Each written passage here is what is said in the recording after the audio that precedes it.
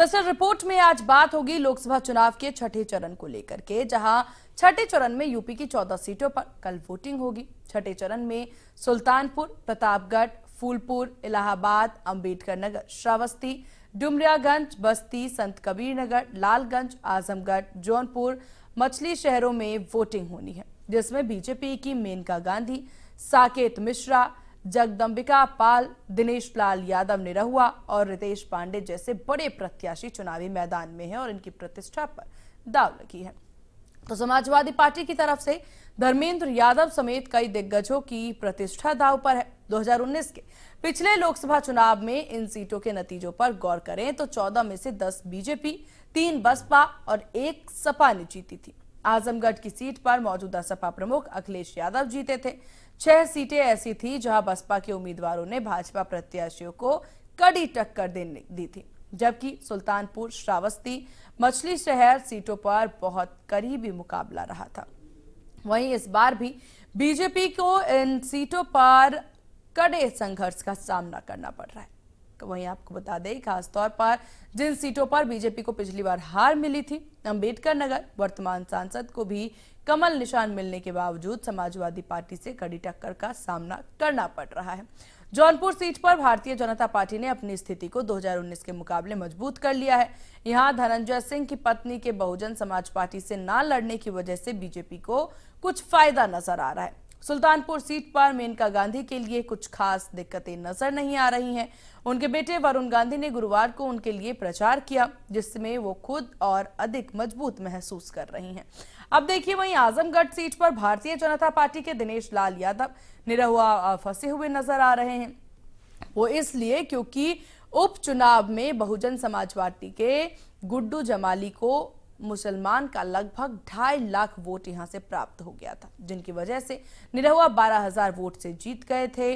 मगर इस बार स्थिति बदली हुई नजर आ रही है। गुड्डू जमाली समाजवादी पार्टी के एमएलसी हैं।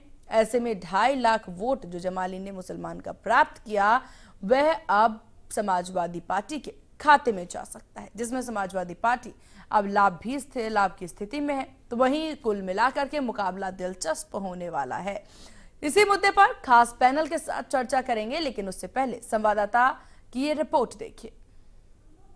2024 के लोकसभा चुनाव में छठे चरण पर 14 सीटों पर होने वाले मतदान के लिए तैयारियां पूरी कर ली गई है। बीते दिनों सारे प्रचार प्रसार थम गए हैं, तो वही कल 25 तारीख को सुबह 7 बजे से लेकर शाम 6 बजे तक मतदान होंगे। आपको बता दें कि 28,100 मतदान केंद्र बनाए गए हैं, जहां पर सभी पीठासीन अधिकारी शाम तक पहुंच जाएंगे। अब इन 14 सीटों की बात करें तो इन 14 सीटों में सबसे महत्वपूर्ण सीट है आजमगढ़, जहां से धर्मेंद्र यादव चुनाव लड़ रहे हैं इंडिया गठबंधन की तरफ से, तो दूसरी तरफ भारतीय जनता पार्टी की तरफ से निरहुआ लड़ रहे हैं। वहां वोटों का समीकरण मुस्लिम और यादव वोट बाहुल्य क्षेत्र है, जिसमें ये असमंजस बना हुआ है कि आखिरकार इस बार जो जातिगत समीकरण है वो किस तरह से साधे जाएंगे और किन को कितना वोट मिल सकता है। वहीं सुल्तानपुर की बात करें तो सुल्तानपुर से मेनका गांधी चुनाव लड़ रही है, वहीं पर चंद्रभद्र सिंह भी वहां से चुनाव लड़ रहे हैं, जो कि समाजवादी पार्टी में उनकी वापसी हुई है। और बताया जाता है कि चंद्रभद्र सिंह वहां उनके भाई वहां से ब्लॉक प्रमुख रहे हैं, उनके पिता भी वहां से विधायक रहे, तो ऐसे में ठाकुर बिरादरी में उनकी खास पकड़ है। और उसके बाद वहां पर भी यादव वोट का समीकरण देखने को मिलता है। तो ये दोनों सीटों पर तो ये बना हुआ है कि आखिरकार किसको जीत हासिल, पर कभी भी प्रत्याशी दोहराए नहीं गए हैं। जो 14 सीटों पर चुनाव होना है वो सुल्तानपुर है, प्रतापगढ़ है, इलाहाबाद है, फूलपुर है, बस्ती है, संत कबीर नगर, लालगंज है, जौनपुर है, मछली शहर, भदोही और आजमगढ़ में वोटिंग होनी है। महत्वपूर्ण बात यह है कि जो जौनपुर सीट से जो वोटिंग होनी है वो धनंजय का गढ़ माना जाता था। धनंजय की चुनाव को लेकर तमाम सारे कयासें चली थी, लेकिन अब आखिरकार धनंजय ने भारतीय जनता पार्टी को सपोर्ट किया है। अब देखने वाली बात होगी कि क्या धनंजय के जो साख दांव पे लगे हैं उसमें सफलता मिलेगी। तो वहीं पर आपको बता दें, प्रतापगढ़ के जो कुंडा के राजा रघुराज प्रताप सिंह हैं, उनके भी साख दांव पे लगे। हालांकि उन्होंने साफ कर दिया कि किसी पार्टी के साथ में नहीं है, लेकिन ये वोटिंग के बाद सारा साफ हो जाएगा कि आखिरकार किसके ईवीएम में किसकी किस्मत बंद हुई है और किसकी खुलेगी। कैमरा पर्सन राजेंद्र कुमार के साथ पंकज मंडल, इंडिया न्यूज, लखनऊ। और चलिए अब स्पेशल रिपोर्ट में आगे बढ़ते हैं चर्चा की ओर, जहां मनीष अग्रवाल जी हमारे साथ राजनीतिक विश्लेषक बने हुए हैं। हमारे साथ विनम्र सेन सिंह जी हैं जो कि राजनीतिक विश्लेषक हैं, निकिता सरीन हमारे साथ संवाददाता लखनऊ से हैं और अतुल अग्रवाल हमारे साथ संवाददाता आजमगढ़ से हैं। सबसे पहले हम रुख कर लेते हैं निकिता आपकी ओर, लखनऊ सीट को लेकर के किस तरह का समीकरण है? देखिए, छठे चरण की अगर बात की जाए तो 14 लोकसभा सीटों पर वोटिंग कल यानी शनिवार को होगी और इस चरण पर देखा जाए तो मेनका गांधी की अगर बात कर दे, जगदम्बिका पाल, धर्मेंद्र यादव, कृपा शंकर सिंह जैसे जो दिग्गज हैं, इनकी अग्नि परीक्षा होगी। वहीं श्रावस्ती में पहली बार संसदीय का चुनाव लड़ रहे प्रधानमंत्री नरेंद्र मोदी के जो पूर्व प्रधान सचिव हैं और राम मंदिर भूमि ट्रस्ट की निर्माण समिति के अध्यक्ष की बात करें, नृपेंद्र मिश्र के बेटे साकेत मिश्र। वहीं भदोही से ममता बनर्जी की पार्टी से टीएमसी के टिकट पर चुनाव लड़ रहे ललितेश पति त्रिपाठी, साथ ही इलाहाबाद से कांग्रेस के टिकट पर चुनाव लड़ रहे उत्तर प्रदेश सरकार में जो पूर्व अगर मैं मंत्री की बात करूं, रेवती रमन सिंह के जो बेटे हैं उज्जवल रमन सिंह, और इसी सीट पर चुनावी मैदान में है। इलाहाबाद से ही कभी भारतीय जनता पार्टी के कद्दावर नेता रहे पूर्व राज्यपाल केसरीनाथ त्रिपाठी की बात की जाए तो उनके बेटे नीरज त्रिपाठी जैसे युवा पीढ़ी के नेता भी इस बार, उनकी भी प्रतिष्ठा कहीं ना कहीं देखिए दांव पे लगी है। और 8वें चरण में जो 14 लोकसभा सीट है उसमें कुल 162 प्रत्याशी हैं जो चुनावी मैदान में है, जिनमें 146 पुरुष और 16 महिला प्रत्याशी हैं। तो कल जहां पर यानी 25 को मतदान होना है, वो बता दूं कि फिलहाल सुल्तानपुर है, प्रतापगढ़ है, फूलपुर, इलाहाबाद, ऐसी 14 लोकसभा कॉन्स्टिट्यूएंसीज हैं जहां पर चुनाव होने जा रहा है। प्रचार ऑलरेडी थम चुका है। 2019 में 14 सीटों में 9 सीटें भारतीय जनता पार्टी आपको बता दें जीती थी और ऐसे में जो 4 बीएसपी और 1 सीट समाजवादी पार्टी ने यहाँ से हासिल की थी और साथ ही 19 में चुनाव में जो समाजवादी पार्टी के का गठबंधन भी था, फ्रंट कैमरा ऐसे में समाजवादी पार्टी से के और बीएसपी के बीच में जो गठबंधन अब नहीं है। वहीं अंबेडकर नगर में अगर मैं बात करूं तो रितेश पांडे इस बार बीजेपी के टिकट पर चुनाव लड़ रहे हैं। 2022 में आजमगढ़ लोकसभा सीट पर हुए उपचुनाव में समाजवादी पार्टी को हार का सामना करना पड़ा था और यही बात की जाए बीजेपी उम्मीदवार दिनेश लाल निरोवा की तो उन्होंने भी जीत हासिल की थी। तो हाई प्रोफाइल सीटें हैं कल जिनके मुकाबले होने हैं अगर छठे चरण की बात की जाए तो। बिल्कुल निकिता, देखिए काफी महत्वपूर्ण ये चरण है और इसके लिए पूरी तैयारियां भी हालांकि नजर आई हैं। हमारे साथ मनीष अग्रवाल जी बने हुए हैं, राजनीतिक विश्लेषक। मनीष जी, अब छठे चरण का मतदान कल होना है और उसके बाद सिर्फ 7वां चरण बचा हुआ है, फिर रिजल्ट की घड़ी होगी, लेकिन छठा चरण जो है खुद में काफी ज्यादा महत्वपूर्ण है और इसको लेकर के ताबड़तोड़ तैयारियां भी देखने को मिली। अब इसमें से जो महत्वपूर्ण सीट है, आजमगढ़ सीट की बात कर ली जाए या फिर इलाहाबाद सीट की बात कर ली जाए, इन सीट को लेकर के किस तरह का समीकरण आप समझ पा रहे हैं? सीमा जी, हम लोग आजमगढ़ इलाहाबाद डिस्कस कर रहे हैं, लेकिन हम लोग इसमें बीएसपी को डिस्कस नहीं कर रहे हैं, उसको हम लोग फैक्टर इन नहीं कर रहे हैं। पिछली बार जो भाजपा 9 सीटें जीती थी, 4 बीएसपी जीती थी, 1 सपा जीती थी, तो बीएसपी और सपा मिल के लड़ रहे थे चुनाव। तो जो 9 सीटें भाजपा जीती थी वहां पे भी सपा और बीएसपी मिल के लड़ रहे थे। इस बार सपा और बीएसपी अलग अलग लड़ रहे हैं। तो हमें ये मान के चलना चाहिए कि क्या बीएसपी के पास अपना कैडर नहीं है, बीएसपी को भी वोट मिलेगा। तो ये मुश्किल जो है सपा के लिए बढ़ेगी। जो 4 सीटें बीएसपी जीती थी वहां पे अलग अलग कैंडिडेट होंगे। आजमगढ़ एक टफ सीट मानी जाती है बीजेपी के नाते। आपने देखा होगा कुछ दिन पहले जब यूपी में चुनाव का आगाज करा था तो माननीय प्रधानमंत्री जी ने पहली रैली इसीलिए आजमगढ़ से करी थी कि हम टफेस्ट सीट से शुरू करते हैं चुनाव प्रचार। तो आजमगढ़ एक टफ सीट मानी जाती है। गुड्डू जमाली जी भी अब एसपी में आ गए हैं। वहां पे कड़ा संघर्ष है धर्मेंद्र यादव और इनके बीच। लेकिन बाकी कहीं जगह जैसे आप देखती है कि 1 जून को पूर्वांचल में चुनाव होगा, लास्ट दिन वाराणसी में चुनाव होगा। तो पूर्वांचल के चुनाव में प्रधानमंत्री जी का वाराणसी से लड़ने का भी काफी बड़ा इम्पैक्ट है। इसीलिए कहा जाता है जब बड़े लीडर्स लड़ते हैं तो वो सिर्फ अपनी एक सीट पे नहीं लड़ते, आसपास की 5, 6, 8 सीटों पे भी उनकी वोटिंग का या उनके व्यक्तित्व का प्रभाव जाता है। तो मुझे ये उम्मीद है कि भाजपा अपनी 9 सीटें जो पिछली बार इस चुनाव में जीती थी उनको तो जरूरी जीतेगी, लेकिन 1-2 सीटें उसकी बढ़ने की संभावना है कल के फेस के इलेक्शन में। चलिए, ये बड़ी बात हालांकि आपने कही। हमारे संवाददाता अतुल अग्रवाल लगातार बने हुए हैं आजमगढ़ से। अतुल, यहाँ पर क्या लग रहा है, क्या जो पिछली बार चुनाव हुआ था उससे अलग मुकाबला आप जमीनी स्तर पर देख पा रहे हैं? क्योंकि मनीष जी को ऐसे काफी इन्होंने पुख्ता तरीके से बात कही है कि इस बार सीटों में काफी ज्यादा फेरबदल देखा जा सकता है, भाजपा के पाले में ज्यादा आ सकता है। मौजूदा स्थिति किस प्रकार की?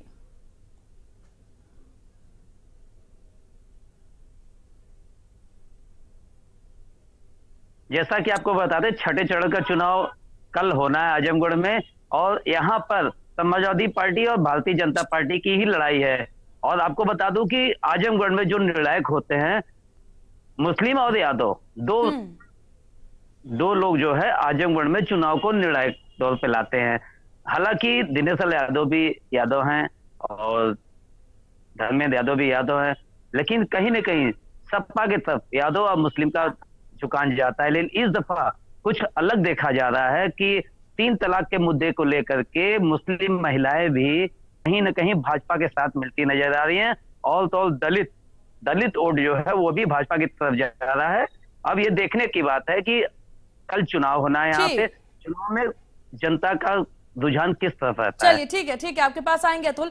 विनम्र सेन जी हमारे साथ लगातार बने हुए हैं। विनम्र सेन जी, जैसा कि हमारे सहयोगी ने बताया कि 3 तलाक का मुद्दा जो है ये काफी ज्यादा भारी पड़ता है इस वक्त नजर आ रहा है। कहीं ना कहीं देखा जाए ये मुद्दा हालांकि राजनीतिक गलियारों में ये एक वो मुद्दा है जो पुराना हो चुका है, लेकिन ग्राउंड जीरो पर इसका असर अभी भी काफी पुख्ता तरीके से देखा जा रहा है। कितना असर पड़ता नजर आएगा इस पर बाकी राजनीतिक दलों के वोट बैंक पर? नहीं, एक तो देखिए सीमा जी, बिल्कुल कुछ असर जरूर पड़ेगा।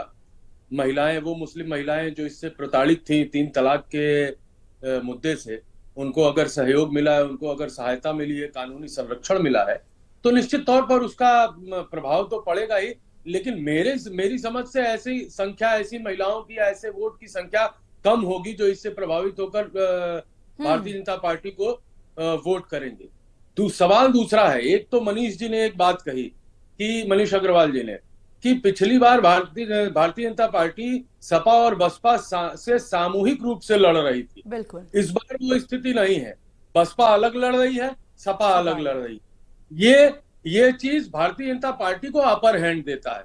दूसरी बात, सीमा जी ने, आपने कहा आजमगढ़ का विश्लेषण करते हुए इसके पहले, क्योंकि आजमगढ़ ही एक ऐसी सीट है जो टफ सीट है भारतीय जनता पार्टी के लिए। बाकी जगह जो और 13 सीटें हैं वहां पर पहले से ही भारतीय जनता पार्टी को अपर हैंड मीडिया भी बता रही है, राजनीतिक विश्लेषक भी बता रहे हैं, और जो लोग क्षेत्र में काम कर रहे हैं वो भी बता रहे हैं। आजमगढ़ पर इसलिए केंद्रित कर रहा हूं। आजमगढ़ पर आपने अभी सीमा जी बताया कि 2.5 लाख मुस्लिम वोट पाया गुड्डू जमाली ने। मैडम, ये विश्लेषण ही गलत है। गुड्डू जमाली ने 2.5 लाख मुस्लिम वोट नहीं पाया, 2.5 लाख बहुजन समाज पार्टी का वोट पाया। उस 2.5 लाख में मात्र 50,000 वोट, लगभग 50,000 से 5,000 कम होगा या 5,000 ज्यादा होगा, मुसलमान वोट केवल पाया। बाकी और वोट किसका था? 2 लाख, 2.25 लाख वोट वो दलितों का। नजरिया अलग है सर, लेकिन विश्लेषण तो गलत नहीं है। मैडम, मेरी बात तो पूरी सुन ले, मेरा भी विश्लेषण सुन ले। अगर आप उससे एग्री हो तो ठीक है, नहीं हो तो कोई बात नहीं है। लेकिन वो आप इससे इनकार नहीं कर सकती ना कि बहुजन समाज पार्टी के पास दलितों का वोट था। आजमगढ़ में 2.5 लाख वोट दलितों का भी है। ये 2.25 लाख के आसपास यादव वोट है, 2.25 लाख के आसपास छत्री वोट है, 2.25 लाख के आसपास मुसलमान वोट है, और 2.5 लाख के आसपास हरिजन वोट है। वो कहां जाएगा? सवाल तो ये आता है ना। और पिछली बार धर्मेंद्र यादव को जब दिनेश लाल यादव निरहुआ ने हराया, तो उसमें नो डाउट धर्मेंद्र यादव का 2.5 लाख वोट, मैंने बहुजन समाज, ये अपने गुड्डू जमाली ने 2.5 लाख वोट पाया। बात यह है। लेकिन अब गुड्डू जमाली इतनी बड़ी हैसियत है क्या कि मायावती के टिकट के आगे वो 2.5 लाख वोट हरिजनों का भी वहां पर शिफ्ट करा देंगे 2 लाख वोट? ऐसा मुझे नहीं लगता।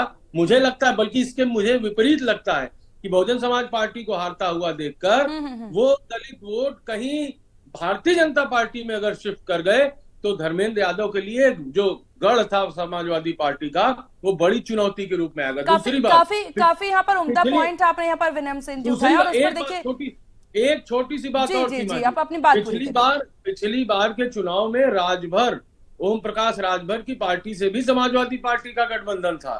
ओम प्रकाश राजभर इस बार भारतीय जनता पार्टी से हैं। लोकसभा, आजमगढ़ लोकसभा का सिनेरियो उठा के देखिए, 70 से 80 हजार राजभर बिरादरी का वोट बैंक पोल होता है आजमगढ़ लोकसभा में। वो कहां जाएगा? चलिए ठीक है, मनीष जी से भी मैं इस विषय पर राय लेना चाहूंगी। मनीष जी, आपकी क्या राय है? विनम्र सिंह जी ने जो विषय यहाँ पर उठाया है और जिस विषय को ये विस्तार से बताते नजर आए इसको लेकर के, क्योंकि कहीं ना कहीं देखा जाए पिछले चुनावों के मुकाबले इस चुनाव में बहुत कुछ बदलाव हुआ है, बहुत से दल बदल यहाँ पर हुए हैं, और इसकी वजह से वोट बैंक पर खासा असर तो पड़ता भी नजर आएगा। सीमा जी, सबसे बड़ा बदलाव तो ये हुआ है कि आज हम आजमगढ़ को डिस्कस कर रहे हैं कि क्या सपा उसको जीत पाएगी। बिल्कुल। 2019 से पहले कोई सोचता था कि सपा के इस गढ़ में कोई उसको हरा भी सकता है, लेकिन भाजपा ने उस चुनाव में ये करके दिखाया। तो आज ये सरकार का अचीवमेंट है। 100% वोट्स की शिफ्टिंग कहीं से कहीं नहीं होती, चाहे आप कोई भी अलाइनमेंट कर लें, लेकिन जो सीट्स फॉर्मेडेबल कही जाती थी आज वहां पे फाइट हो रही है। आपके संवाददाता अभी कह रहे थे कि ट्रिपल तलाक का असर है, ये कैस्केडिंग असर आता है। जो महिलाएं इससे पीड़ित थी आज वो अपने आसपास के समाज में देख रही होंगी कि पिछले 1-2 साल में इसके केसेस नहीं आ रहे हैं, कम आ रहे हैं। तो महिलाओं के अंदर ये एहसास आता है कि हाँ, इस कानून के बदलाव के कारण हम लोग को राहत मिल रही है। क्योंकि जो इसकी पीड़ित होगी ना, वो जब लोगों से मिलती होगी तो वो बताती होगी कि अगर ये कानून 10 साल पहले आ जाता तो मैं आज इस स्थिति में ना होती। तो इन कानूनों को, इस तरीके की जो चीजें आप जनता के लिए करते हैं, इसके बड़े लॉन्ग टर्म में इफेक्ट आते हैं जो आपको चुनाव में देखने को मिलते हैं। बीजेपी भी यही कोशिश आजमगढ़ और मैनपुर में कर रही है कि हमने जो करा है एक समाज के लिए, जो दलितों का वोट टैक्टिकल शिफ्टिंग में आ रहा है, यादवों का आ रहा है, मुस्लिम का आ रहा है, परसेंटेज कम ज्यादा हो सकती है, लेकिन जो पार्टी जहां हार रही है वहीं तो वो मेहनत करेगी। और उसके लिए सबसे बड़ा अचीवमेंट ये है कि जो सीटें गढ़ कही जाती थी आज वो फाइट के फेज में आ गई हैं। आज उन्हें गुड्डू जमाली जैसे लोगों को एमएलसी का ऑफर दे के अपने साथ जोड़ना पड़ रहा है। ये कोशिश करनी पड़ रही है कि हम इस तरीके से इस सीट को जीते। यही बीजेपी के लिए बहुत बड़ा बदलाव है कि जो सीटें गढ़ कही जाती थी, अभी कुछ दिन पहले हम लोग रायबरेली डिस्कस कर रहे थे, रायबरेली अमेठी, अमेठी बीजेपी जीत चुकी है, रायबरेली फाइट में है, मैनपुरी वगैरह फाइट में है। ये चुनाव में बहुत बड़ा बदलाव है और हमें एक सकारात्मक रिजल्ट जो है कल की पोलिंग के बाद 4 जून को देखने को मिलेगा। और उसके बाद उसकी पोस्ट पोल एनालिसिस में ये पता चलेगा कि क्या टैक्टिकल शिफ्टिंग हुई है। बिल्कुल, ये बड़े बदलाव यहाँ हालांकि देखने को मिल रहे हैं चुनावों को लेकर के, लेकिन जैसा कि विक्रम सिंह जी लगातार कहते नजर आ रहे हैं, विनम्र सिंह जी, कि बहुत जरूरी है बसपा को भी डिस्कस करना। हम इस चुनाव में सपा और भाजपा को डिस्कस करते हैं, कांग्रेस बसपा जो है काफी वोट बैंक काटती यहाँ पर नजर आती है, लेकिन जो स्थिति इस वक्त मौजूदा स्थिति मनीष जी बसपा की नजर आती है प्रदेश में, चुनाव प्रचार में हालांकि बहुत पीछे नजर आती है बसपा में एंड मौके पे बहुत से बदलाव इस चुनाव में हुए हैं, तो इस पर क्या समझा जा सकता है कि क्या बसपा अभी भी उतनी मजबूती में है? बसपा देखिए अपनी जगह अपनी मजबूती में है, उसके पास दलित वोट है 12-13%। अब ये चुनाव के बाद पता चलेगा कि क्या वो शिफ्ट हो रहा है या नहीं हो रहा है। बहन जी की और बसपा की राजनीति शुरू से ऐसी ही रही है, वो अकेले चलने पे ही विश्वास करती है और उनके कोर वोटर में बहुत कम टैक्टिकल शिफ्टिंग होती है।